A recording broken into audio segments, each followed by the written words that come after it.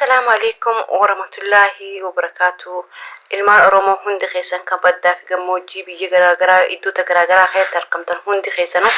سلامنا يا سمان سنادا كابو سنين جتا أبي أحمد توقفا أرومو جباتي أرومو لفرا بمسيفنا جتاتي أرومو لفرا فيتا أرومو طياران رواتي أرومو ورانا غرغور وهيني سينما دغيفا دامي قيرون بيجي خيسا أيوتان درغغوني شمرن قاعتي وبو مدي دابدان سنجي ماليف جتيون ان جتن كون قالتي دولار نوجر يتنين تاينا سينيغليمي لولي اني رجرو هنجرو برها غرتي انفار كيس دقيتي انفاري في جبوتي جدو يجودا اچتي مغمچا غدو جرا جودا تاي تيسو تايسيسي امته غرتي مالي چومني غرا غوتي ورا غرتي سوچي تككن تركام في لما كانت في غوندن دني جودا ورا دقيقه شنتي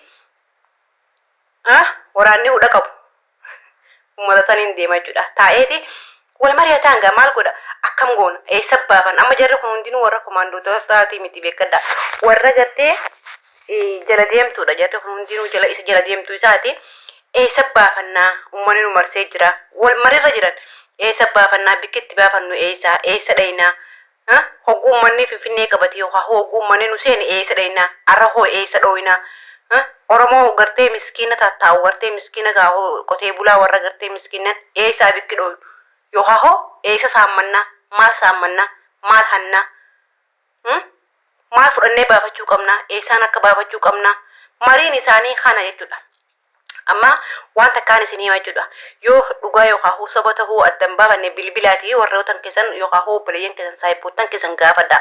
maal akka jechaa jiran maal jechuu jiran ni beetani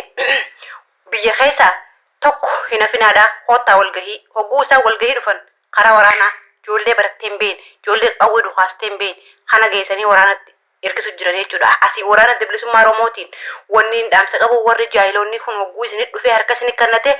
ifi dabalaa malee akka rasaasaan hin dhoone wabuuf hin dabarsa asumaan ammoo warra gartee hin baane as keessa hoo yookaan hin deemne waraana hin deemne yookaan qawwee sana fudhatanii yoo hin deemne namni tokko hattiin dadhabaan irraa gadi qarshii 5,000 kafalaadha.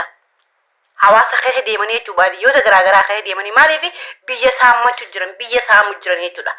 Kanaafuu wanni isaa wal mari'achaa jiran akka itti hatan akkaataa itti hatatanii biyya keessa itti baafatan kana wal mari'achaa jiran jechuudha. Kanaafuu obboleeyyan kiyyaa warri gartee